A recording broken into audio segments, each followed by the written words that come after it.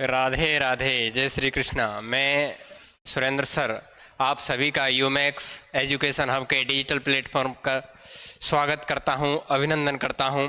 और जैसा कि मैंने कल आपको बताया है कि मैं आपके लिए यूपी पुलिस की जैसे ही तिथि आई है, पर एग्ज़ाम तिथि आई है, उसकी रिगार्डिंग रफ्तार सीरीज लेके आया हूं।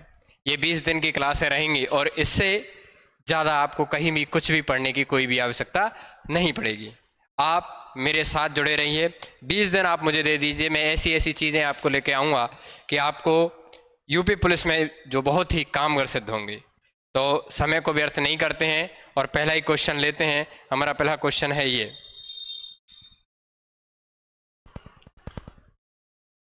पहला क्वेश्चन है आपकी स्क्रीन पर और पहले क्वेश्चन का आंसर दीजिए मुझे जल्दी से। किस शब्द के संदर्भ में कौन सा कथन असत्य है? पहला ही क्वेश्चन है कि शब्द के संदर्भ में कौन सा कथन असत्य है। देखो, मैंने कल भी आपको बताया है, कभी भी आप किसी भी परीक्षा में बैठे हो, परीक्षा हॉल में हम पर इतना प्रेशर होता है कि हम चीज़ों को, क्वेश्चन को अच्छी तरह अटेम्प्ट ही नहीं कर पाते। हमें हमेशा अच्छी तरह प्रश्न पढ़ना है, उसके बाद उसके आंसर लगाने। कभी भी किसी शब्द के क्वेश्चन में असत्य शब्द दिया हो, नहीं दिया हो, कंप्लीट पढ़ें, क्योंकि यही हम कई बार गलतियां कर जाते हैं। ठीक है, तो उस आधार पे आप इसका आंसर दीजिए। मैं कुछ चीज़ें आपको इससे संबंधित और जानकारी देता हूं, इस बीच आप बने रहिए। देखिए, एक शब्द होता है, मैंने कल यहीं से स्टार्ट किया था आपके लिए। एक शब्द होता है ध्वनि। ध्वनि जो कि ध्वनि जो कि मौखिक आधार पर भाषा की सबसे छोटी इकाई है। अगर भाषा की कहीं से उत्पत्ति मानी जाती है तो वह ध्वनि से मानी जाती है। ध्वनि से ही वर्णों का निर्माण होता है, आप सभी जानते हैं। कल मैंने बताया था आपको, वर्ण, ध्वनि से ही वर्णों का निर्माण होता है। वर्ण किसे कहते हैं, वर्णों की कुल संख्या कितनी होती है, वर्णमाला किसे कहते हैं, ये सब चीज़ें मैं पिछली क्लास में बता चुका हूँ। एक ही क्लास में आपकी वर्ण व्यवस्था सारी की सारी कंप्लीट कर चुका हूँ, ओनली ऑन 12 क्वेश्चनों में। आप उन 12 क्वेश्चनों को लगा लीजिए, अच्छी तरह उस क्लास को सुन लीजिए, आपको कहीं भी वर्ण व्यवस्था पढ़ने की कोई भी आवश्यकता नहीं पड़ेगी।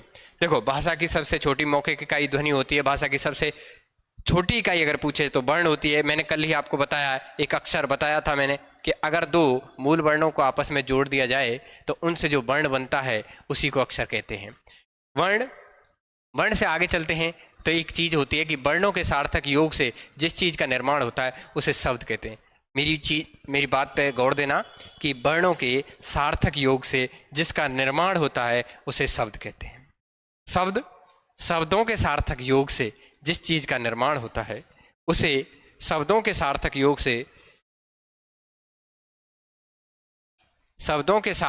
से जिस चीज का निर्माण होता है उसे वाक्य कहा जाता है। अभी एक चीज याद रखना आप कि शब्द और वाक्य के बीच में एक चीज और आती है जिसे हम बोलते हैं पद, जिसे हम बोलते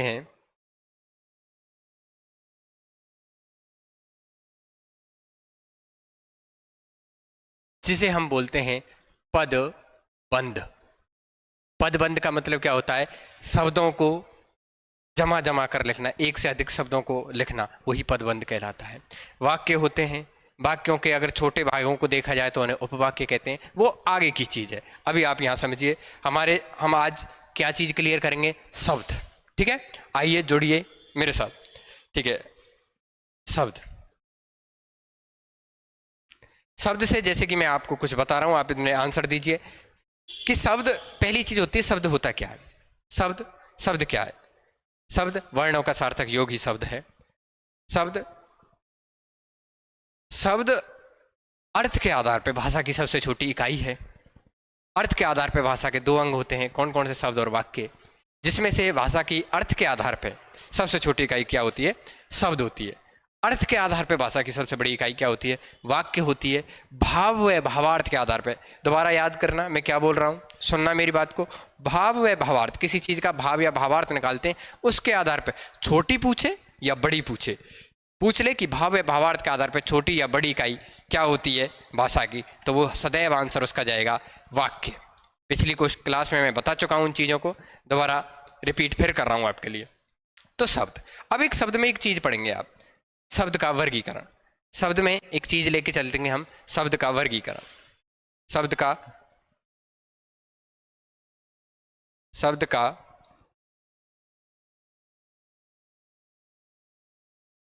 शब्द का वर्गीकरण।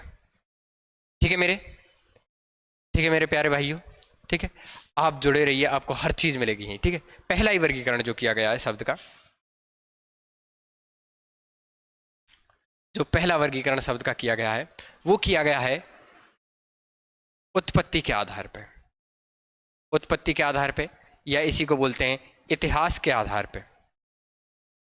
जैसे हमारा इतिहास है ऐसे ही शब्दों का इतिहास रहा है, हमारा इतिहास आर्यों से है, ऐसे ही हिंदी का इतिहास संस्कृत भाषा से है। उसी आधार पे हमने अपने शब्दों का, जो हमारे हिंदी भाषा में जो जो शब्द बोले जाते हैं उनके बारे में जानकारी मिलती है कि उत्पत्ति या इतिहास के आधार पे हमने शब्दों को कितने भागों में बांटा है। तो इसका हमेशा आंसर जाएगा 4। देखो वैसे तो 5 होता है पर बोर्ड हमेशा 4 मानता है, तो आपको 4 ही लगाने। ठीक है, कौन कौन से होते हैं वो 1 मिनट के सुन लीजिए आप, कौन कौन से होते हैं वो यहीं लिख रहा हूं मैं। एक होता है तत्सम, एक होता है तद्भव, एक होता है देशज, एक होता है विदेशज। एक अलग से एक वर्ण और आता है यहीं, जिसको बोलते हैं संकर शब्द। ठीक है, इसको यहीं पर ये 4 आपको याद रखने, बाकी के याद नहीं रखने। ठीक है, उत्पत्ति या इतिहास के आधार पे कितने होते हैं 4। तत्सम, सीधे सुनते जाइए, तत्सम ऐसे शब्द, तत् उसी के समान संस्कृत भाषा में जिन शब्दों का प्रयोग किया जाता है उन्हीं को एज इट इज हम हिंदी में बोल रहे हैं, वो तत्सम शब्द है। तत्सम शब्दों को जो संस्कृत के शब्द थे उनके पर्याय जो हमने शब्द लिए हैं उनके उन्हीं जैसे शब्द और बनाए हैं। जैसे पंचम को 5 बना लिया, कंचन को कांच बना लिया, ऐसे जो ये कांच हैं 5 हैं, ये शब्द कैसे हैं तद्भव शब्द। देशज जो हमारी आंचलिक भाषा में जो बोलचाल में हम जैसे बोलते हैं हड़बड़ाहट, गड़बड़ाहट, लोटा, खिचड़ी, जो ये शब्द हैं, डोंगा, ये जो शब्द हैं ये सब कैसे शब्द हैं देश शब्द। विदेशी शब्द जैसे आप बोलते हो doctor, hostel, hospital, law, sub inspector, ये जितने भी शब्द हैं ये सब कैसे हैं विदेशी शब्द हैं। या फिर आप अरबी फारसी के शब्दों का यूज करते हैं, ये सभी शब्द कैसे हैं विदेशी शब्द हैं। देखिए वैसे भी हमारी भाषा में अरबी या फारसी शब्दों का ही महत्व पड़ा है विदेशी शब्दों में। ठीक है, यहाँ से क्लियर करेंगे। अगला जो विभाजन किया गया है, वो अगला वर्गीकरण जो किया गया है वो किस आधार पर किया गया है, व्युत्पत्ति। व्युत्पत्ति बोलो, या आप इसको बोलो रचना बोलो, या संरचना बोलो, या बनावट बोलो, इसके आधार पे। देखिए मैं आपको बार बार बता रहा हूं उन चीजों को जहां से एग्जामिनर आप पर गलत करवाएगा। देखिए एक शब्द है ये व्युत्पत्ति और एक शब्द है ये उत्पत्ति। इन दोनों शब्दों ने उत्पत्ति के आधार पर पूछे तो आपका आंसर जाएगा 4। अगर व्युत्पत्ति के आधार पर पूछ ले आपसे तो आपका आंसर जाना चाहिए कितना, तब आपका आंसर जाना चाहिए 3। तब आपका आंसर जाना चाहिए 3। वो कौन कौन से हैं यहीं लिख लो। एक है ऋण शब्द, एक होता है यौगिक शब्द, और एक होता है योग ऋण शब्द। एक कौन सा होता है प्यारे बच्चों, योग ऋण शब्द। ऋण शब्द ऐसे शब्द जिन्हें अगर हम उन शब्दों को बीच से तोड़ें तो वो अपना अर्थ खो दें। जैसे नल है, नल को बीच से तोड़ोगे ना पीछे आगे रह जाएगा, ला पीछे रह जाएगा, कोई अर्थ नहीं है ना का ना ला का। ऐसे पानी, दूध, अधिकांश जो ये ऋण शब्द होते हैं वो जिनमें 2 ही व्यंजन दिखाई देंगे आपको। ठीक है, वो सभी ऋण शब्द होते हैं। यौगिक शब्द योग धन इक के माध्यम से बनाए 2 ऋण शब्दों को आपस में मिला के जो शब्द बनाया जाता है उसी को यौगिक शब्द बोलते हैं, उसी को योग ऋण शब्द बोलते हैं। बस इतना अंतर है इनमें कि योग ऋण शब्द जब बनाया जाए 2 ऋण शब्दों को मिला के जब एक शब्द बने और वो किसी अन्य अर्थ बताए, अपना अर्थ को ऋण कर दे, किसी अन्य अर्थ बताए, ये जैसे कि पर्यायवाची शब्द बन जाए। जैसे 10 प्लस आनंद, 10 एक मूल शब्द है, ऋण शब्द है। आनंद जिसको मुख बोलते हैं वो भी एक क्या है, ऋण या मूल शब्द है। दोनों को जोड़ते हैं दशानन, और दशानन किसको बोलते हैं, रावण को। तो उन्होंने दशानन शब्द ने अपना जो अर्थ है वो ऋण कर दिया और एक अन्य शब्द के बारे में जानकारी दी, एक अन्य व्यक्ति के बारे में जानकारी दी जिसको हम रावण बोल रहे हैं, वही शब्द कैसे कहलाते हैं, योग ऋण। अभी यहाँ याद रखिए जो योग ऋण शब्द हों वो बहुब्रीहि समास, वो बहुब्रीहि समास के उदाहरण होते हैं, वही पर्यायवाची शब्द होते हैं। समस्त पर्यायवाची शब्द बहुब्रीहि समास के उदाहरण होते हैं, और समस्त पर्यायवाची शब्द जो ऋण शब्दों से मिलकर बने हों वो सभी कैसे होते हैं? योग ऋण शब्द होते हैं। अगले वर्गीकरण पे आइए। अगला वर्गीकरण है हमारा अर्थ के आधार पर।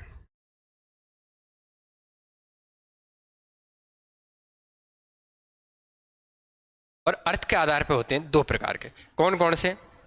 यहां लिख देता हूं। एक होता है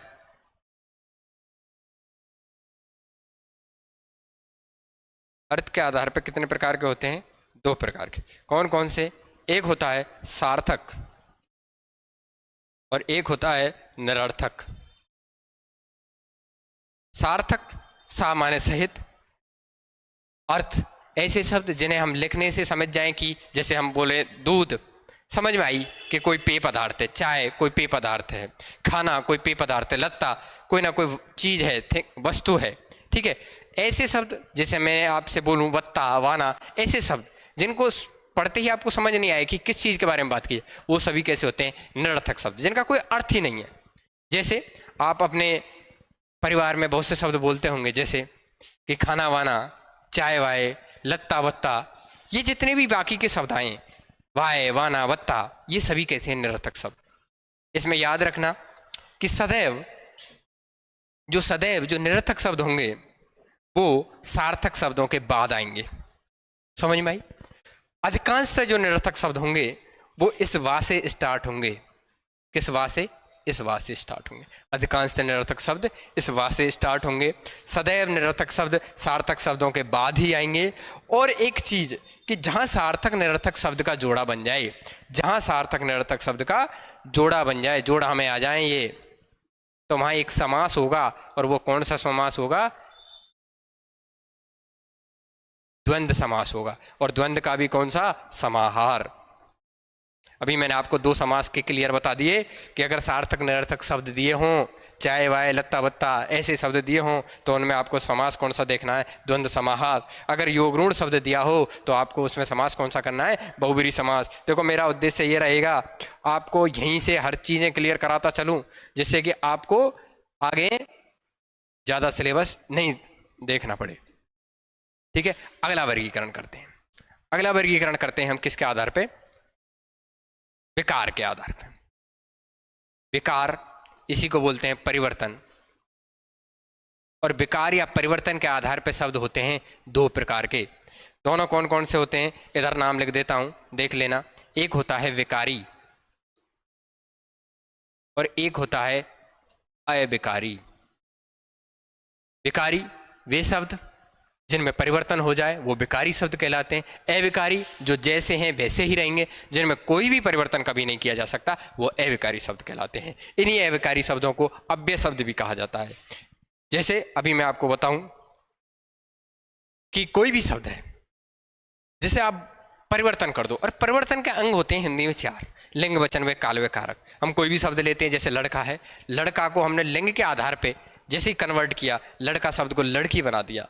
वचन के आधार पे जैसे ही कन्वर्ट किया, लड़के बना दिया। पर मैं आपको पूछूं, जैसे ऐसे शब्द आते हैं यथा, आप बताइए इनके लिंग क्या है, इसको लिंग में कन्वर्ट कराइए, इसका बहुवचन बनाइए। इसलिए, किंतु, परंतु, और, तथा, यथा, कदाचित, शाबाश, कारण, ऐसे जो शब्द हैं इनका आप बहुवचन बना के दिखाइए। यही सभी शब्द कैसे होते हैं?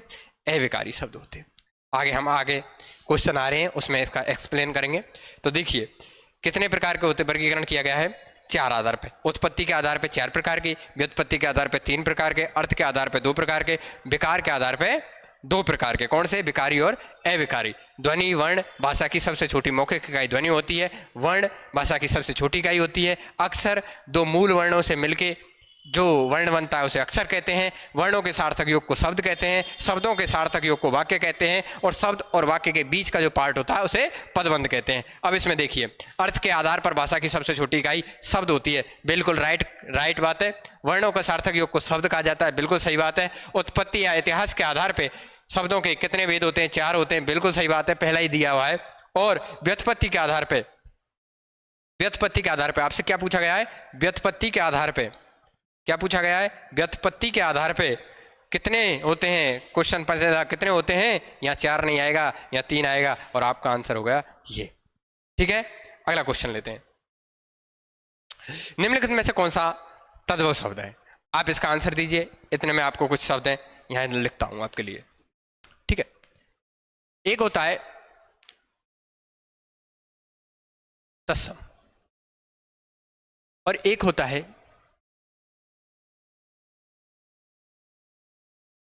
हाँ,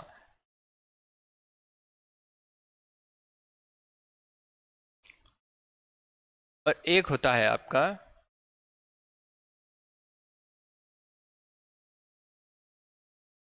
तद्भव।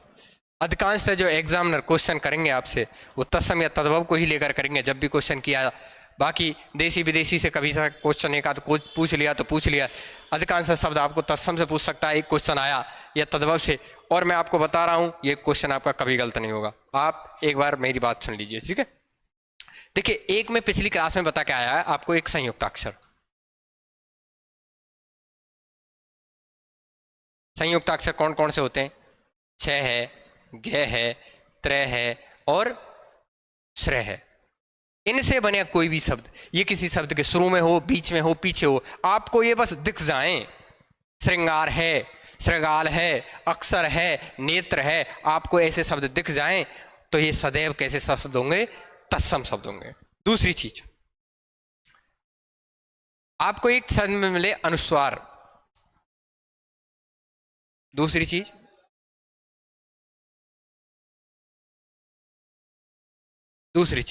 आपको एक शब्द मिले अनुस्वार। इससे अधिकांश से जो शब्द बने होते हैं वो कैसे होते हैं? तत्सम होते हैं। पंचम है, कंचन है ना, जंगा है, ये जितने भी शब्द होते हैं अधिकांश से कैसे शब्द होंगे? तत्सम होंगे। तीसरी चीज होती है,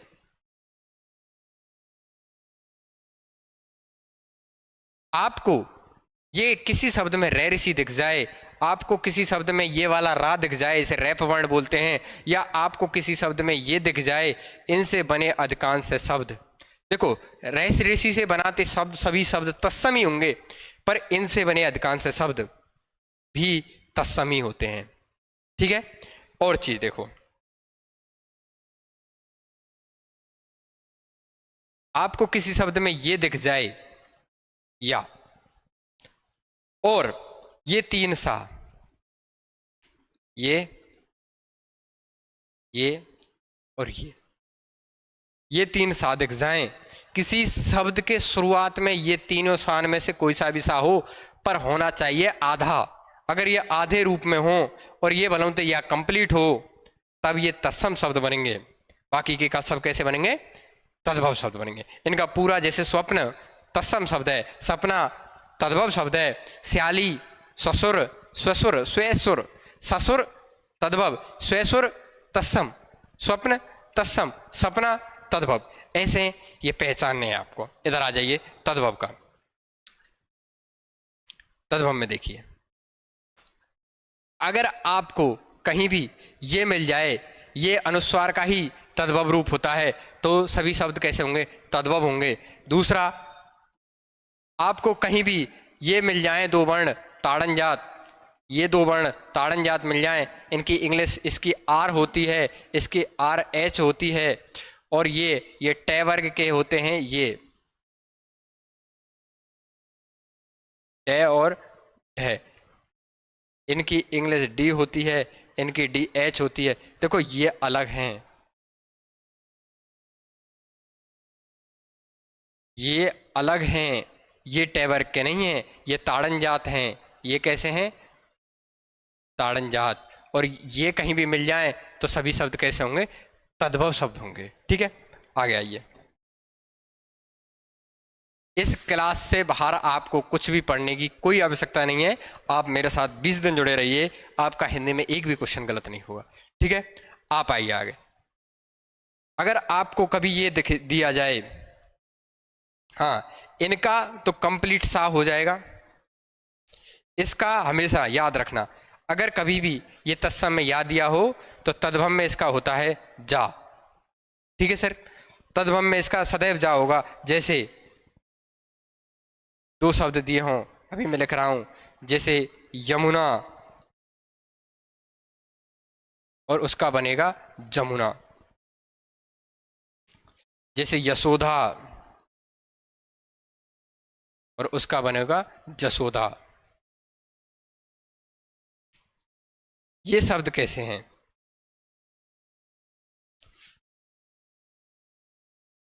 ये दोनों शब्द कैसे हैं? ये हैं तत्सम। ये दोनों शब्द कैसे हैं? ये हैं तद्भव। ठीक है सर। और ये जैसे इनका भी एक दो एग्जाम्पल लिख देता हूं इनका। जैसे स्वप्न और इसका बनेगा सपना। स्याली, इसका बनेगा साली। तो देख लेना सर, ये दोनों कैसे हैं? तद्भव। और ये दोनों कैसे हैं? तत्सम। ठीक है, अब आ गया आंसर देते हैं अपना। निम्नलिखित में से कौन सा तद्भव है? पहचान लीजिए, जल्दी आंसर दीजिए, क्यों फास्ट। ठीक है, नक्षत्र संयुक्ताक्षर वर्ण है, तत्सम है। संयुक्ताक्षर वर्ण है, तत्सम है। अश्रु संयुक्ताक्षर वर्ण है, तत्सम है। आंख दिखा आपको, तद्भव है। अगला क्वेश्चन, निम्नलिखित में से कौन सा तद्भव शब्द है? निम्नलिखित में से कौन सा तद्भव शब्द है? सूर्य, अभी मैं आपको बताया हूं कि ये वर्ण आपको दिख जाए तो तत्सम होगा। जंघा, अनुस्वार दिख जाए तत्सम होगा अधिकांश है। और ये रेरेसी दिख जाए तो तत्सम होगा। और इसका आंसर होगा ये। अब एक चीज और याद रखना, ये रा, इसका 3 तरीका से प्रयोग होता है। एक तो इसका कंप्लीट, जैसे राम है, राहुल है, ऐसे होता है एक प्रयोग। तो एक प्रयोग होता है इसका, ये सिरोरेखा, ये खड़ी पाई, इसके रूप में। जैसे चक्र है, चक्र है, ग्रह है, ऐसे। ठीक है, ये जब भी कभी भी हो, ये जब भी कभी भी हो, ये सदैव कैसे होंगे? स्वर सहित होंगे, स्वर सहित होंगे। और एक रा और आएगा जिसको मैं आगे लिख रहा हूं यहीं। एक रा और आएगा जिसको हम कैसे लिखते हैं? इस हिसाब से। इसको बोलते हैं हम रैप वर्ण, इसको बोलते हैं हम रैप वर्ण। ठीक है सर, इसको रैप वर्ण बोलते हैं। जैसे एग्जाम्पल के रूप में, जैसे पर्व है, अभी मैं बता रहा, ये सभी तत्सम शब्द होंगे। गर्भ है, इनको बोलते हैं। और ये सदैव कैसा रहेगा? ये आपको याद रखना है, ये सदैव कैसा रहेगा? स्वर रहित, स्वर रहित होगा। ठीक है सर। आर को, रा को वैसे हमारा उच्चारण स्थान क्या होता है? प्रकंपित लुंठित वर्ण भी बोला जाता है। इसका उच्चारण स्थान, इसको क्या बोलते हैं? प्रकंपित,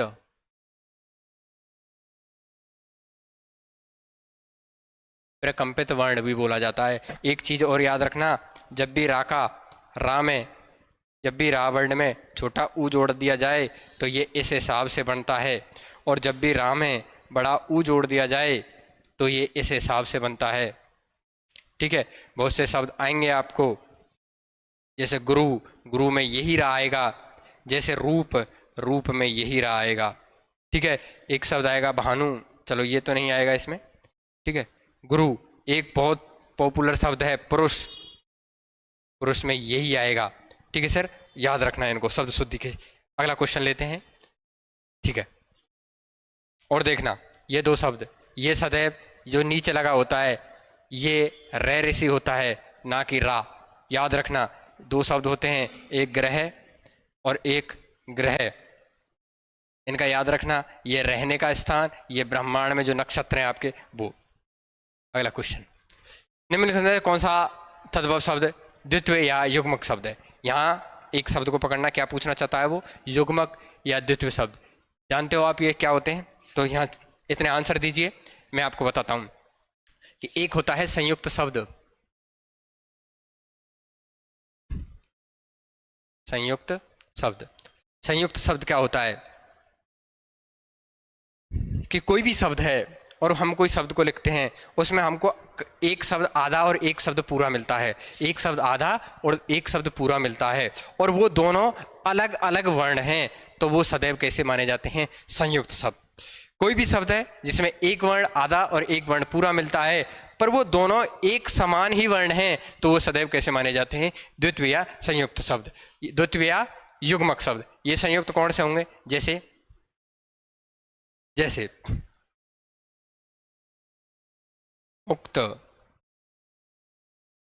रिक्त, ऐसे कोई से भी लिखते चले जाना, ठीक है। और द्वित्व शब्द आपको अभी मैंने बताया ही है, कौन सा द्वित्व शब्द,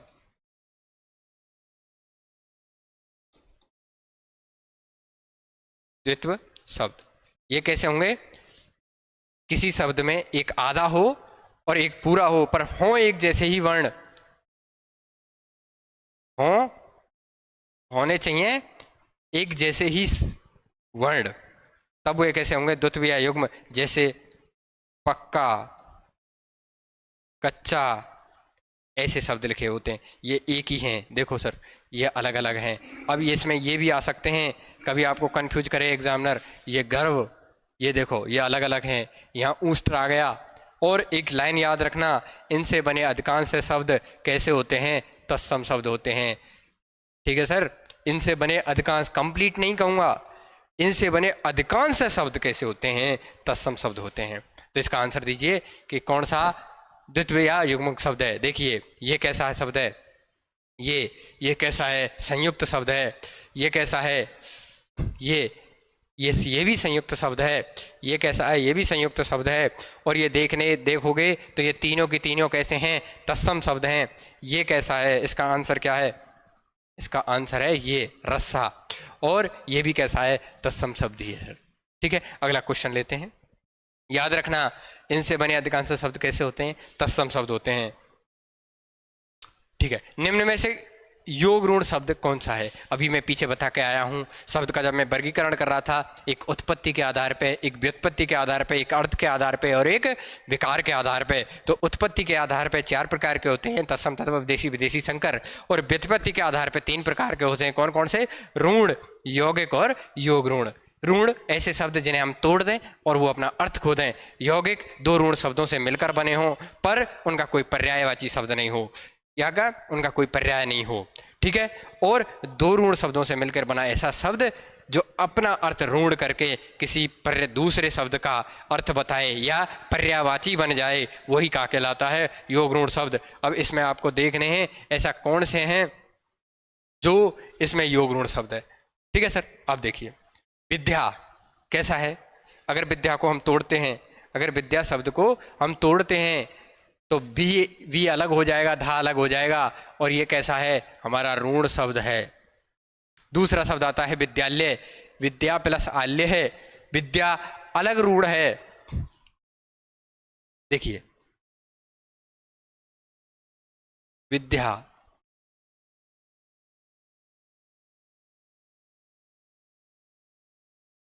देखिए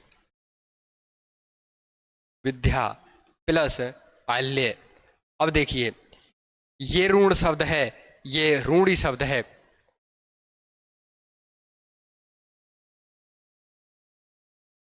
ये ऋण ही शब्द है, ठीक है। और ये भी ऋण शब्द है। अगर इसको बीच में से तोड़ूं तो ये इस आ का अर्थ क्या है और लय का अर्थ क्या है, इसको बीच में से तोड़ूं, ऐसे शब्द जिन्हें बीच में से तोड़ने पर वो अपना अर्थ खो दें, वही मूल शब्द या ऋण शब्द कहलाते हैं।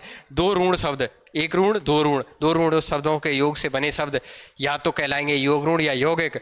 अगर एक ऐसा कि दो के मिलने से बना हो पर उसका कोई पर्यायवाची नहीं हो, उसका कोई पर्याय नहीं निकल रहा हो, वो सभी कैसे कहलाते हैं, यौगिक। अगर पर्यायवाची निकल रहा है तो वो कहलाते हैं योग ऋण। जो योग ऋण शब्द होंगे वही बहुब्रीहि समास के उदाहरण होंगे, वही पर्यायवाची शब्द होंगे, ठीक है। तो इसमें देखिए विद्यालय कैसा है, यौगिक शब्द है। पीताम्बर और रामायण, रामायण भी कैसा शब्द है हमारा, यौगिक शब्द है। पर पीताम्बर, पीताम्बर किसे कहा जाता है, पीताम्बर श्री कृष्ण को कहा जाता है।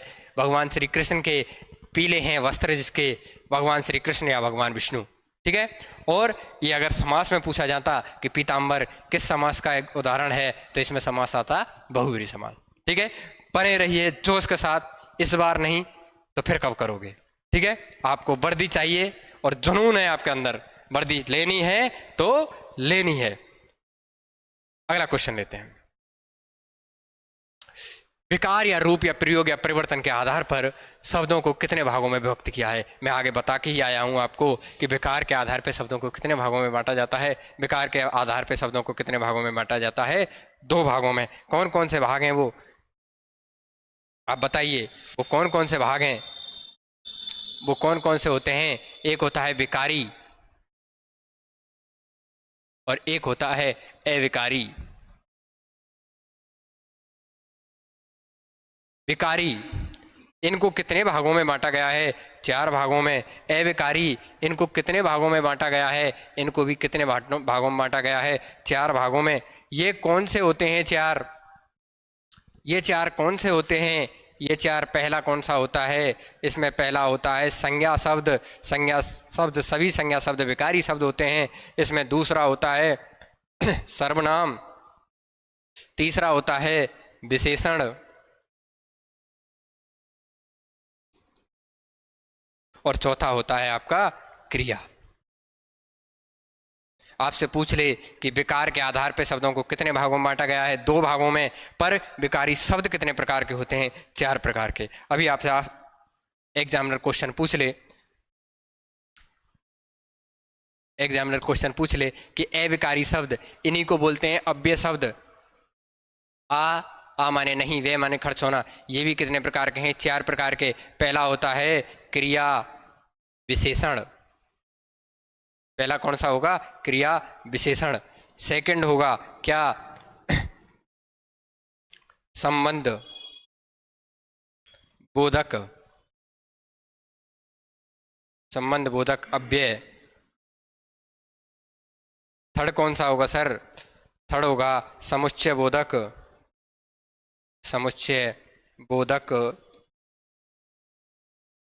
अव्यय। और लास्ट फोर्थ कौन सा होगा? विस्मय आदि बोधक।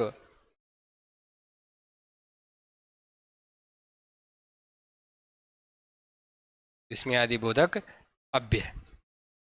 ठीक है सर। एक और भी आते हैं हिंदी में, निपात।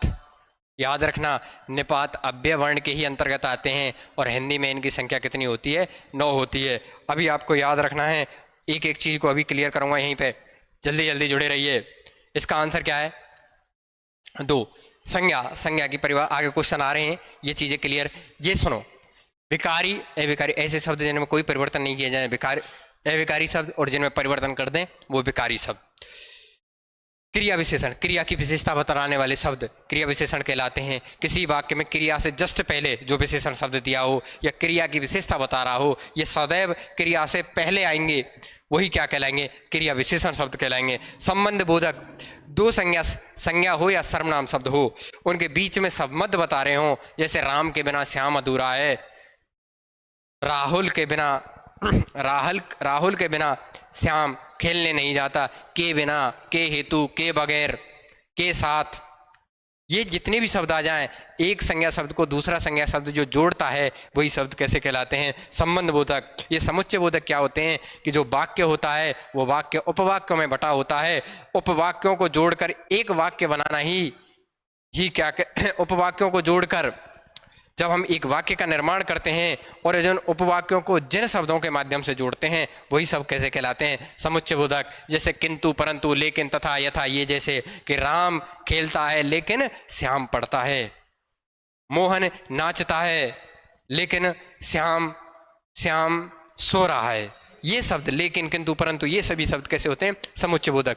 अगर उपवाक्यों को जोड़े और उपवाक्यों के मध्य आए तो समुच्चय बोधक। अगर संज्ञा सर्वनाम के मध्य आए या फिर संज्ञा सर्वनाम में संबंध बताए तो संबंध बोधक। और विस्मय आदि बोधक, विस्मय आदि बोधक तो वही होता है जो अचरज, घृणा, हाय, ये वाले वाक या संबोधन कारक आप जो पढ़ते हुए आ रहे हो उसी का आधार मान के विस्मय आदि बोधक होता है। जैसे अरे आप आ गए, छी कैसा इलाका है। ठीक है, ये सभी शब्द कैसे हुए? विस्मय आदि बोधक से। ठीक है, कभी भी क्वेश्चन आ जाए। अविकारी शब्द या अव्यय शब्द कितने प्रकार के होते हैं? 4 प्रकार के। क्रिया विशेषण, संबंध, समुच्चय, विस्मय आदि बोधक। विकारी शब्द, संज्ञा, सर्वनाम, विशेषण, क्रिया। अगला क्वेश्चन लेते हैं। अगला क्वेश्चन जातिवाचक संज्ञा शब्द है, बताइए। इतना आप आंसर दीजिए, मैं क्लियर करता हूं यहीं आपको कि संज्ञा क्या है। देखिए, हम हर चीज को पढ़ेंगे, जो एग्जाम आएगा उसको पढ़ेंगे। अभी फिलहाल ज्यादा डिटेल में जाने की जरूरत नहीं है, बट जो मैं पढ़ा रहा हूं उसको विश्वास रखिए और आप मॉक लगाइए। उसके बाद अपने आंसर क्वेश्चनों को देखिए कितना इंप्रूवमेंट होता है। ठीक है, आप पर मेरी बात को ध्यान से सुनिए। क्लास आपको पर्टिकुलर लेनी है, डेली लेनी है। डेली आपके लिए क्लास लेकर आ रहा हूं। ठीक है सर, 20 क्लास में आपकी टोटल हिंदी को खत्म कर दूंगा। ठीक ठीक है। जातिवाचक संज्ञा देखो, हिंदी में संज्ञा संज्ञा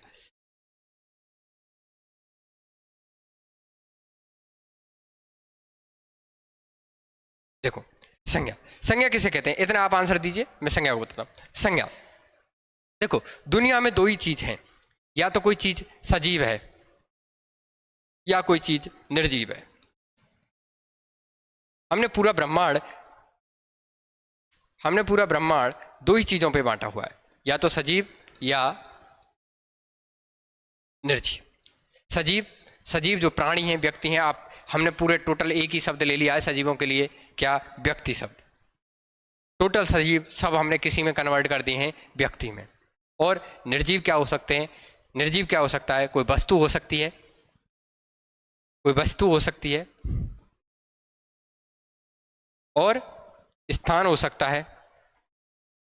और इन्हीं जो ये सजीव हैं हमारे, इन्हीं का जो निकलता है, यही सजीवों का निकलता है एक चीज, क्या, भाव। भाव किसको आते हैं, सजीवों को। इन्हीं से निकलता है एक शब्द और भाव। ठीक है, अब हमने पूरी दुनिया को इन 3-4 वर्णों में बांटा है, व्यक्ति टोटल सजीव, वस्तु और स्थान निर्जीव, और भाव जो सजीवों के द्वारा उत्पन्न होते हैं। इसी के आधार पर हमने संज्ञा की परिभाषा बनाई है। दुनिया के सब नाम क्या हैं, संज्ञा है। किसी व्यक्ति, वस्तु, स्थान, भाव आदि के नाम को क्या बोला जाता है, संज्ञा बोला जाता है। किसी व्यक्ति, वस्तु, स्थान आदि के नाम को क्या बोला जाता है, संज्ञा। या फिर ऐसे बोलो कि दुनिया के सब नाम। अब मैं आपको क्या बताने जा रहा हूं, वो चीजें याद रखिए। ये परिभाषा तो बच्चे को आती है, ठीक है। आपको क्या याद रखना है, स्पीड से फास्ट कैसे निकलना है, कि ये चीज देखिए कि आपसे पूछा जाएगा कि संज्ञा के भेद कितने होते हैं। वो 3 होते हैं। वो कौन कौन से होते हैं, एक होता है व्यक्तिवाचक,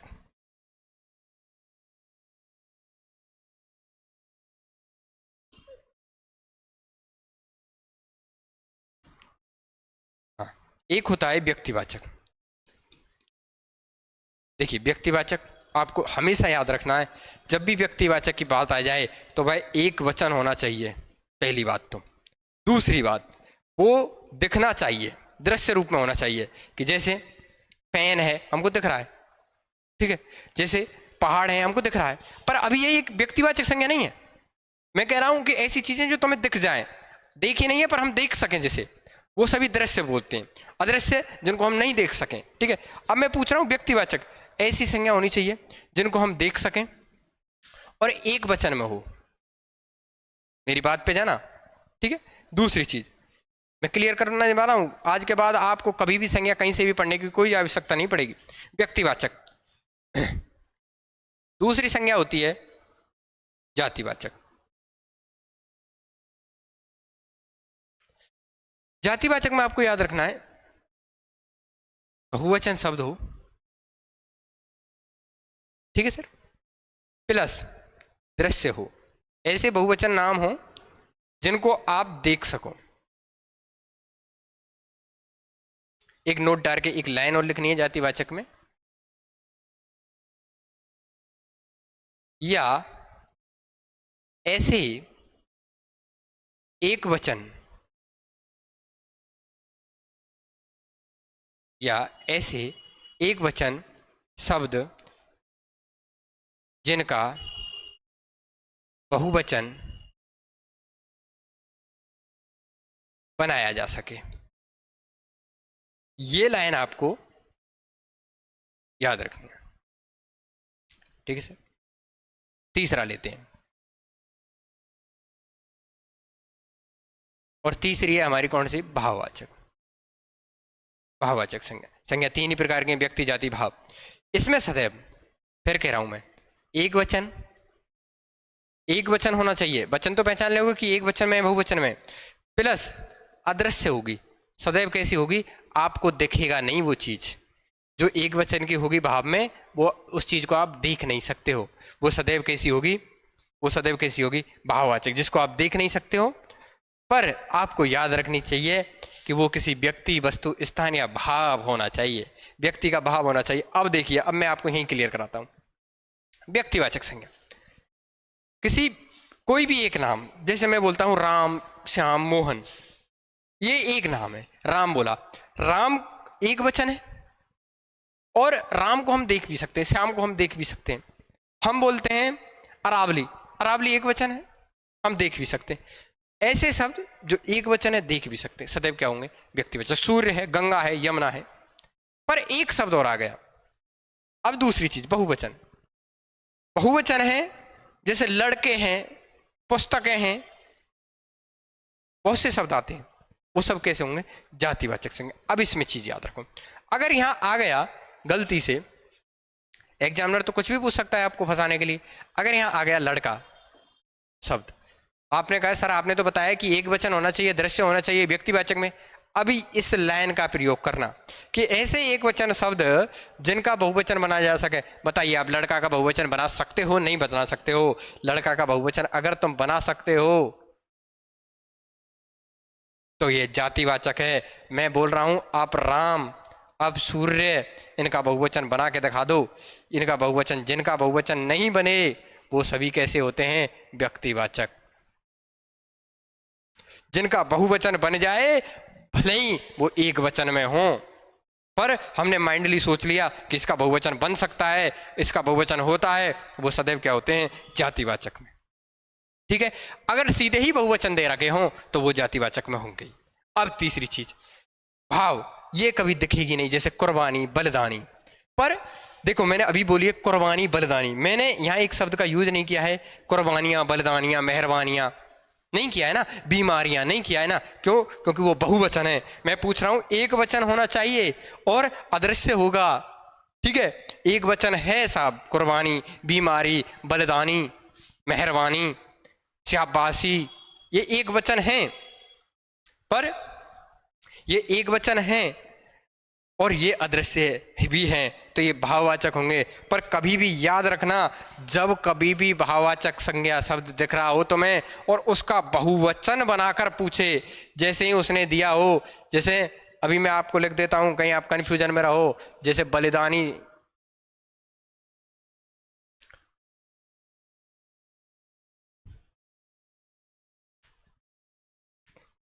जैसे कभी आपको दो शब्द दे दिए जाएं, जैसे एक शब्द दे दिया जाए बलिदानी और एक दे दिया जाए बलिदानियां, इस शब्द में भाववाचक संज्ञा ही होगी। पर जब तुम्हें बहुवचन बना के ही दे दिया है तो इसमें सदैव क्या होगी? जाति। हमेशा याद रखना, भाववाचक की संज्ञा में ऐसे नहीं सोचना है कि इसकी बहुवचन बनेगी या नहीं बनेगी। अगर उसको आप बहुवचन बना के दे तो जाति करनी है, पर एक वचन दे रखा हो, ऐसा शब्द जो दिख रहा है और उसका बहुवचन बना सको, तब वह जाति में होगी। भाववाचक में तो आपको देकर ही पूछेगा बहुवचन, तो बहुवचन, अगर बहुवचन दिख जाए तो जाति ही करनी है। पर अगर एक वचन है और दिख भी रहा है और उस एक वचन का आप बहुवचन बना सकते हो, व्यक्तिवाचक, हम कंफ्यूज हैं व्यक्ति है या जाति है, उस समय पे आपको उस शब्द को देखना है, उसका बहुवचन बना दो तो जाति, अगर उसका बहुवचन नहीं बने तो व्यक्ति। संज्ञा कितने प्रकार की होती हैं? 3 प्रकार की होती हैं। कौन कौन सी होती हैं? व्यक्ति, जाति, भाव। समझ में आई? एक वचन होगा, दृश्य रूप होगा, कभी भी बहुवचन नहीं बना सकते उन शब्दों का। बहुवचन होगा या फिर एक वचन ऐसे शब्द होंगे जिनका हम बहुवचन बना सकते हैं, वो जातिवाचक होंगे। या फिर भाववाचक संज्ञा शब्दों के बहुवचन होंगे, वो सब कैसे होंगे? जातिवाचक संज्ञा के अंतर्गत आएंगे। भाववाचक संज्ञा एक वचन होगी, अदृश्य होगी सदैव। ठीक है सर। और तीसरी चीज याद रखनी है, सदैव जो भी शब्द हो वो किसी का व्यक्ति होना चाहिए, या तो व्यक्ति होगा या वस्तु होगी या स्थान होगी या भाव होगा, ये चीज होने चाहिए। और दुनिया का सब नाम ही क्या है? संज्ञा है। आगे चलते हैं, कंप्लीट आपका इसका आंसर दीजिए। जातिवाचक संज्ञा क्या है? बताइए। आम, आम का बहुवचन बनाइए। आमे बनाओगे क्या? नहीं बनेगा। आमे बनाओगे क्या? नहीं बनेगा। रसीला, रसीला खुद क्या है? एक वचन है। एक वचन किसका है? भाव आता है रस का। ठीक है। बलिदानी, इसमें देखिए वकील, वकीलें, बन गया, आंसर मिल गया आपको। ठीक है। अगला क्वेश्चन, स्वतंत्रता सबको प्यारी होती है, वाक्य में रेखांकित शब्द का संज्ञा भेद क्या है? ठीक है। स्वतंत्रता, अब एक शब्द दिया गया है, स्वतंत्रता सबको प्यारी होती है, वाक्य में रेखांकित शब्द बताइए। जातिवाचक है, गुणवाचक है, भाववाचक है, या इनमें से कोई नहीं है? जल्दी बताइए, आपका आंसर दीजिए। स्वतंत्रता।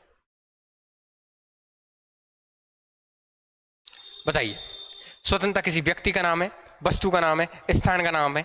बताइए आप, बताइए जल्दी। स्वतंत्रता किसी व्यक्ति का नाम है? नहीं है ना सर। किसी वस्तु का नाम है? नहीं है।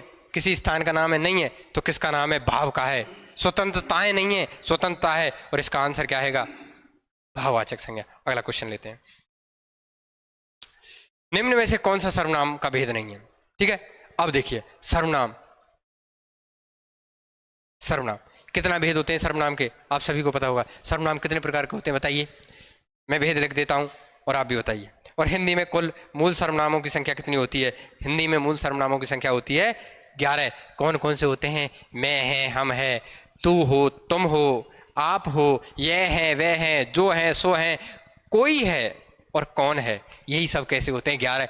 याद कर लेना, लिख लेना इनको। दोबारा बोल रहा हूं, मैं, हम, तू, तुम, आप, यह, वह, जो सो, कोई और कौन। ये सब कैसे होते हैं? हिंदी के मूल सर्वनाम शब्द होते हैं। सर्वनाम शब्दों के भेद कितने होते हैं? सर्वनाम के भेद कितने होते हैं? सर्वनाम, पहले तो सर्वनाम क्या है? सर्व माने सबका, सबका नाम। सबका नाम ही क्या है? सर्वनाम। संज्ञा के स्थान पर प्रयुक्त होने वाले शब्दों को सर्वनाम कहते हैं। पहली बात परिभाषा हो गई। अब इसके आपको आपको देखने हैं इसके भेद, इसके प्रकार कितने होते हैं, भेद। और हिंदी में इनकी संख्या कितनी होती है? हिंदी में मूल सर्वनाम कितने होते हैं? 11। कौन कौन से होते हैं? इधर लिख देता हूं, चलो। मैं, हम, तू, तुम, आप, यह, वह, जो, सो, कौन और कोई। कोई और कौन, ये होते हैं। याद कर लेना इनको, ठीक है। भेद, भेद से क्वेश्चन कर सकता है आपसे, ठीक है। भेद कितने होते हैं? अच्छा, कौन कौन से होते हैं? जल्दी लिखेंगे। पहला व्यक्तिवाचक या पुरुषवाचक, कुछ भी रख लो। पहला पुरुषवाचक, पुरुषवाचक। दूसरा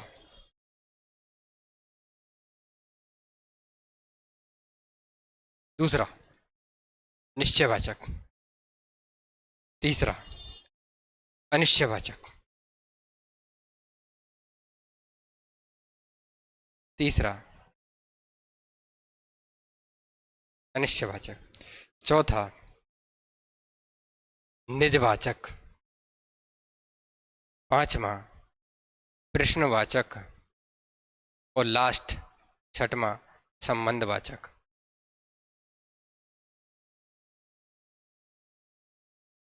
ठीक है सर, ये होते हैं पुरुषवाचक। इसके 3 भेद होते हैं, आपको पता होगा। कहने वाला, सुनने वाला और बोलने वाला। फास्ट है, जल्दी चलेंगे। उत्तम पुरुष, मध्यम पुरुष,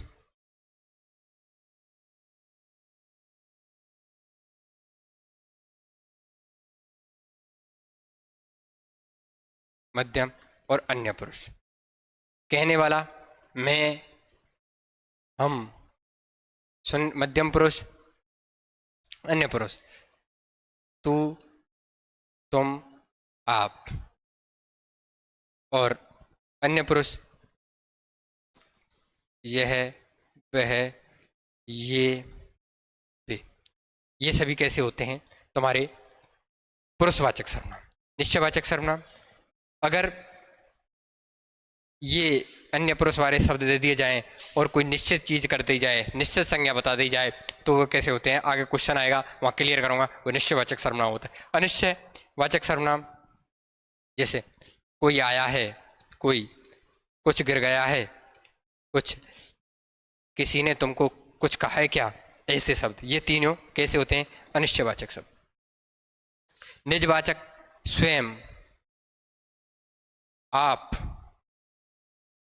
खुद, स्वतः, ऐसे शब्द आ जाएं, मैं अपना काम स्वयं कर लूँगा, मैं अपने आप पढ़ लूँगा, मैं अपने आप चला जाऊँगा, मैं स्वतः खा लूँगा, मम्मी आप सो जाइए, मैं अपना खाना खाना आप खाकर सो जाऊँगा। ऐसे सभी शब्द में कैसे होते हैं? ये शब्द होते हैं निजवाचक सर्वनाम। प्रश्नवाचक तो आपने पढ़ा होगा, पढ़ते हुए आ ही रहे हैं कि कोई, कौन, कुछ, कोई नहीं सर, कि क्या, कौन सा, क्या, क्या,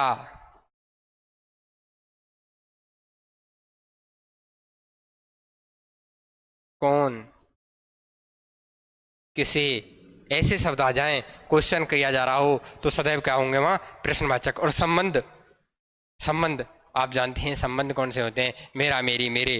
पर यहाँ याद रखना आपको, संबंधवाचक सर्वनाम कहाँ होगा? जहाँ जोड़ा दिया हो। जो सोएगा वो खोएगा, जैसा करोगे वैसा भरोगे, जैसा वैसा जो सो। ठीक है? या फिर ऐसे वाक्य दिए हों जहाँ एक वाक्य दूसरे वाक्य पे निर्भर हो, मिश्रित वाले वाक्य हों, वहां सदैव क्या होगा? संबंधवाचक। जैसे दूध बहुत पौष्टिक होता है, इससे मक्खन भी बनाया जाता है। दूध पहले वाक्य पे दूसरा वाक्य निर्भर है। यहाँ जो इससे शब्द आया है ये कैसा है? संबंधवाचक हो जाएगा। यह बहुत, जैसे दूध बहुत पौष्टिक होता है, यह सेहत के लिए, ऐसे जो भी शब्द आ जाएं, यह सेहत के लिए बहुत ही लाभदायक होता है, इससे इससे मक्खन बनाया जाता है, इससे मठा बनाया जाता है। ऐसे शब्द अगर मिश्रित वाले वाक्य आ जाए, ठीक है, या फिर आपको जोड़ा दे दिया जाएगा, आपके लिए सिंपल ही दिया जाएगा, जो सोएगा वो खोएगा, जो करेगा सो भरेगा, जैसी करनी वैसी भरनी। ठीक है सर? ये सभी कैसे आएंगे? जाकी लाठी, वाकी भैंस, ये सभी शब्द कैसे आएंगे? संबंधवाचक। ठीक है, आगे आ जाइए। निम्न में से कौन सा सर्वनाम का भेद नहीं है? इनमें से देखिए किस कौन सा है? पुरुष है, निज है, प्रश्न है, गुण है। गुण है क्या? गुण नहीं है। इसका आंसर क्या हो गया आपका? गुण। अगला क्वेश्चन लीजिए। वे आज मेला देखने जाए आएंगे, वाक्य में अब ये बे के बारे में पूछ रहा है। ये बे क्या है? ये कौन सा है? ये बे, तो ये बे है, ये कौन सा सर्वनाम शब्द है? बताइए आप। उत्तम पुरुष में है, मध्यम पुरुष में है, अन्य पुरुष में? अभी बता के आया हूं। कौन सा है ये? उड़ा दो सीधा। कौन सा है? वे आज मेला देखने जाएंगे, कौन सा है? अन्य पुरुष में। ठीक है सर? ये वे देखिए बहुवचन हो रहा है। ठीक है, आगे क्वेश्चन कीजिए। जो सोएगा वो खोएगा, क्वेश्चन आ भी गया है, मैंने क्वेश्चन डाला भी था इसी के लिए। देखिए, जो सोएगा प्रश्नवाचक नहीं है, अनिश्चयवाचक नहीं है, क्योंकि अनिश्चयवाचक में क्या आता है? कोई, कुछ, किसी। प्रश्न में क्या क्या है, कौन है, कैसे है, ये प्रश्न है। संबंध देखिए,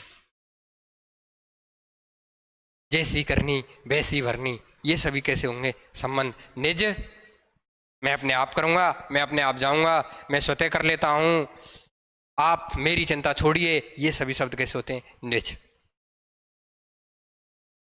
निम्नलिखित कथनों में से कौन सा विशेषण के संदर्भ में असत्य कथन है? देखिए फिर याद रखिए, ऐसा कभी भी क्वेश्चन आ जाए तो याद रखना है क्या है? असत्य दिया है, पढ़ लेना और जल्दी से जल्दी इसको रीड लगाइए, टाइम ज़्यादा हो रहा है, और जल्दी जल्दी इसको बारे में बताइए कि विशेषण के 4 भेद होते हैं। सर बिल्कुल, विशेषण क्या होता है कि देखिए, इतना आप इसको पढ़ के आंसर दीजिए, मैं क्लियर करता हूं। एक शब्द होता है संज्ञा, एक होता है सर्वनाम, एक होता है क्रिया, और एक स्वतः विशेषण। ये 4 शब्द। संज्ञा की विशेषता, विशेषता जो शब्द बतलाते हैं वे सब क्या कहलाते हैं सर? वे सब शब्द क्या कहलाते हैं? विशेषण। सर्वनाम की विशेषता जो शब्द बतलाते हैं वो शब्द भी क्या कहलाते हैं? विशेषण। बट अब याद रखिए, क्रिया की विशेषता जो शब्द बतलाते हैं वो कहलाते हैं क्रिया विशेषण। और ये कैसे होता है? ये होते हैं अव्यय शब्द या अविकारी शब्द। अभी पढ़ाया ना मैंने, बताया आपको। और विशेषण, अगर विशेषण की ही विशेषता बताया जाए उन्हें बोलते हैं प्रविशेषण। ठीक है, संज्ञा या सर्वनाम की विशेषता बतलाने वाले शब्दों को क्या बोला जाता है? क्या बोला जाता है? विशेषण। अब विशेषण के भेद कितने होते हैं, ये चीज, विशेषण कितने प्रकार के होते हैं? मूल रूप में विशेषण होते हैं 4 प्रकार के। विशेषण परिभाषा आपको पता पड़ गई। अब इसके भेद कितने होते हैं? 4। 4 कौन कौन से? गुणवाचक विशेषण, संख्यावाचक विशेषण, परिमाणवाचक विशेषण, परिमाण मात्रा की बात करी जाए, और एक जो सबसे इंपॉर्टेंट है, सार्वनामिक या संकेतवाचक विशेषण। आपको इसी पर ध्यान देना है, ज्यादा फोकस आपको विशेषण में अगर कहीं देना है तो इस पर देना है। ऐसे सर्वनाम जिनका विशेषण की भांति प्रयोग किया जाए वो सार्वनामिक या संकेतवाचक विशेषण कहलाते हैं। ठीक है सर। गुणवाचक, किसी संज्ञा या सर्वनाम के गुण, दोष, रंग, रूप तथा आदि के बारे में जानकारी देने वाले शब्द गुणवाचक विशेषण कहलाते हैं। विशेषण कभी भी किसी व्यक्ति का नाम नहीं होगा, किसी वस्तु का नाम नहीं होगा, ना स्थान का नाम होगा, ना भाव होगा। ठीक है, विशेषण संज्ञा या सर्वनाम की विशेषता बताने वाले शब्द होंगे।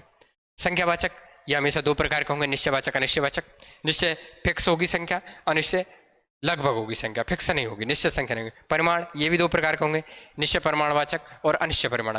फिक्स होगा 10 किलो चीनी, 10 किलो चावल, 10 लीटर पानी, ऐसा शब्द होगा, और 5 लीटर दूध, ऐसा शब्द होगा। देखिए कभी भी मात्रा शब्द आ जाए, केजी, मीटर, लीटर, जितने भी जिन्हीं मात्रा कौन से हम मापते हैं, अगर आपको दिख रहा है तो वहां सदैव क्या होगा? परिमाणवाचक।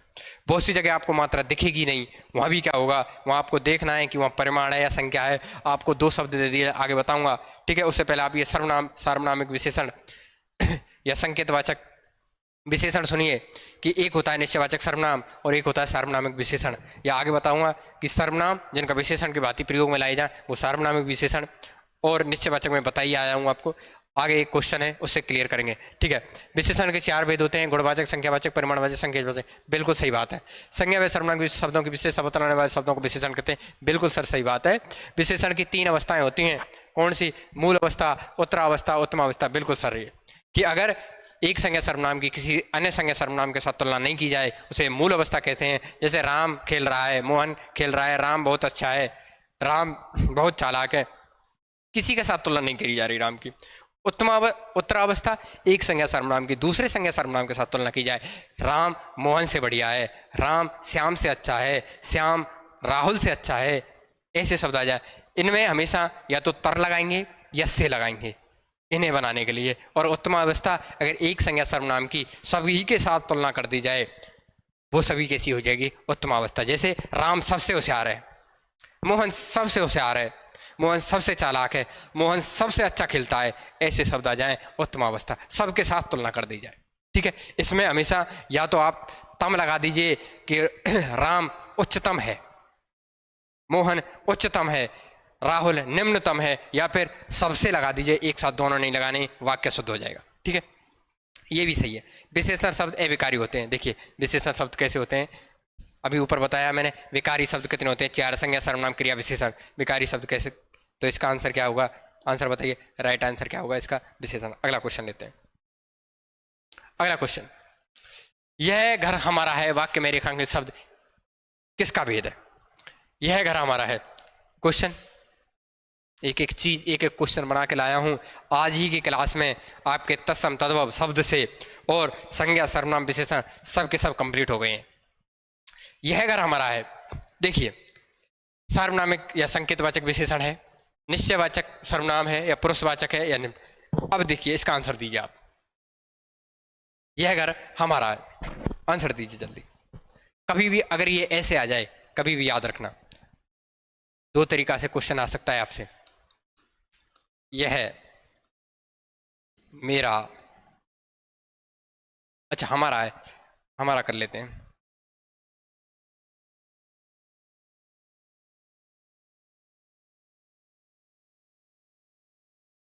यह हमारा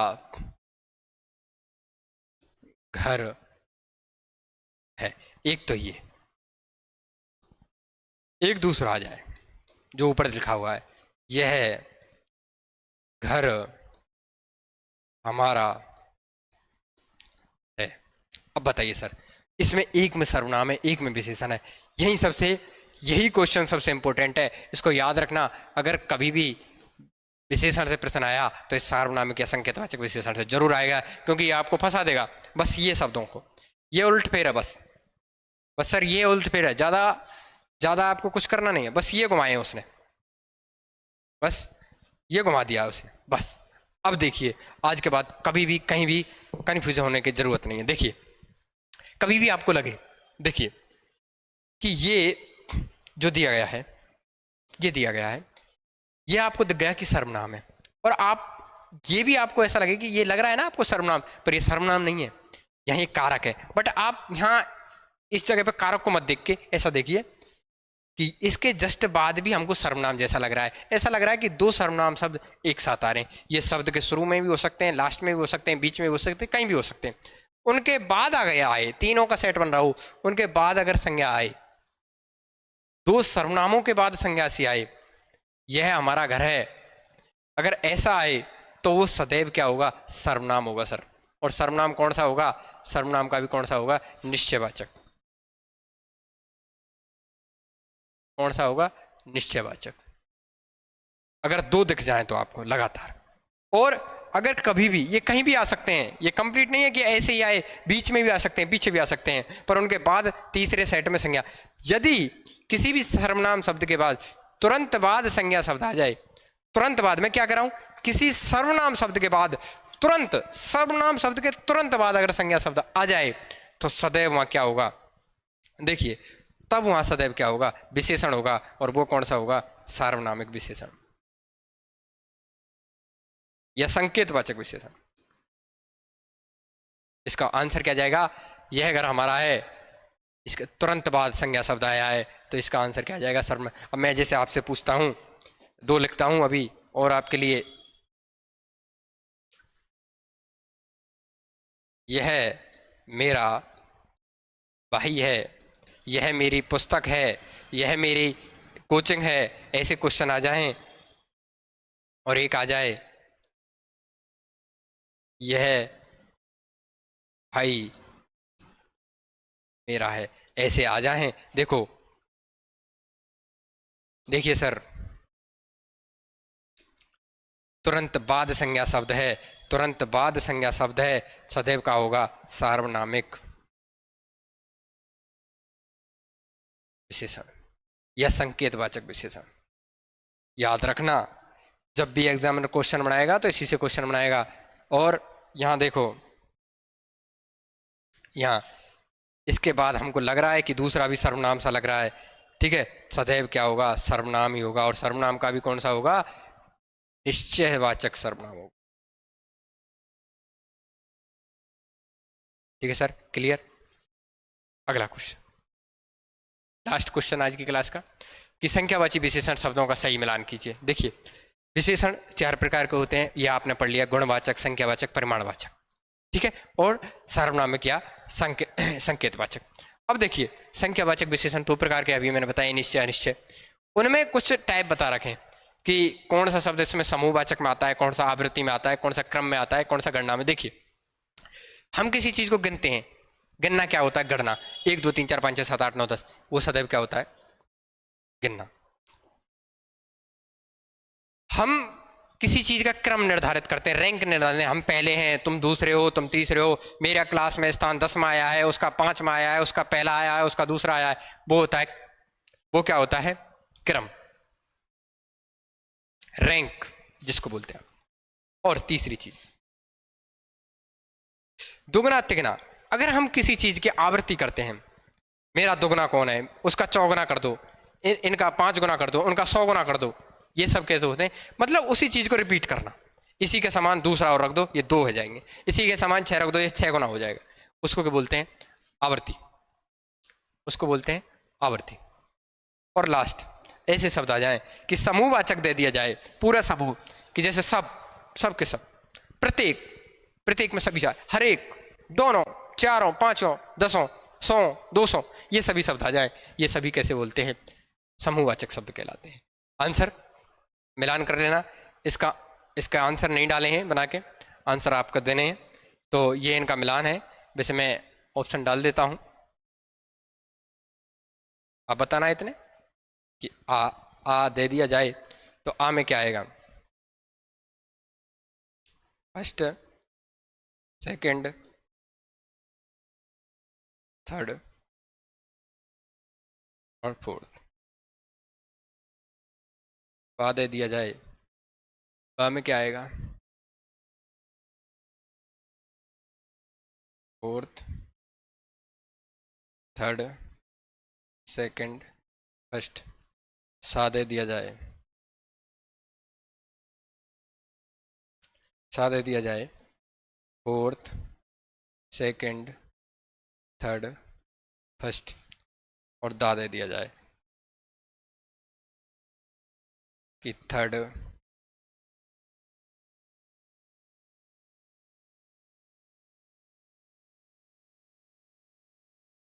कि third, fourth, first, second. Answer दीजिए जल्दी सर इसका, और फिनिश करते हैं आज की क्लास के साथ। एक बार जल्दी से क्यों रिवीजन करेंगे इसका, जल्दी से फिनिश करते हैं। और आज इसका आंसर क्या होगा? वाह, आज के 14 क्वेश्चन आज की क्लास में शब्द, तत्सम, तद्भव, देशी, विदेशी, संकर शब्द, सभी शब्द क्लियर हो गए। इसके बाद आप, मैं बोल रहा हूँ, इससे ज़्यादा आपको पढ़ने की कोई ज़रूरत नहीं है। आप मॉक लगाते रहिए, क्वेश्चन लगाते रहिए, आपको जहाँ से क्वेश्चन मिल रहे हैं वहाँ से, और अब की बार वर्दी के साथ। ठीक है सर, एक बार दोबारा से आपको क्वेश्चन दोबारा रिवाइज कराता हूँ शुरू से। इसकी आपकी पीपीटी डलवा दी जाएगी और मैं जल्दी जल्दी इसको करता हूँ। देखिए, हमने पहला ही क्वेश्चन लिया था, उसका सभी बता दिया कि ध्वनि वर्ण शब्द ये है। उसके बाद आपको ये बताया है, उसके बाद ये है, देखते चलिए सर।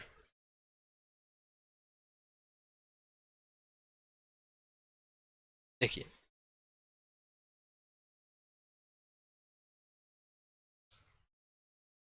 आज का, और आप जुड़े रहिए। और आज के लिए आपके लिए एक लाइन, वो पथ क्या पथक कुशलता क्या जिस पथ में बिखरे सूल ना हो, नाविक की धैर्य कुशलता क्या जब धाराएं प्रतिकूल ना हो। नाविक उसी का नाम होता है जो विपरीत धाराओं में अपनी नाव को लेकर किनारे तक आ जाता है, उसी को हम बेहतर इंसान मानते हैं। विषम परिस्थितियों से निकलकर जो ऊंची मंजिलों को पा जाता है, वही क्या है? अच्छा नाविक है इस जीवन का, इस जिंदगी का, और इस दुनिया का। ठीक है सर, इसी के साथ मैं विदा लेता हूं आपसे आज के लिए। और जिसने भी इस चैनल को सब्सक्राइब नहीं किया है वो इस चैनल को सब्सक्राइब करें, और ज़्यादा से ज़्यादा इस क्लास की लिंक को शेयर करें और सभी को बताएं। देखो, पढ़ना एक दूसरे के साथ बांट कर पढ़ना चाहिए, आप ही के साथ दूसरे का हित हो जाए, इस भाव के साथ आपको काम करना है। ठीक है, इसी के साथ मैं आज विदा लेता हूँ। Okay, bye bye, Radhe Radhe, जय श्री कृष्ण और गिरिराज महाराज की जय।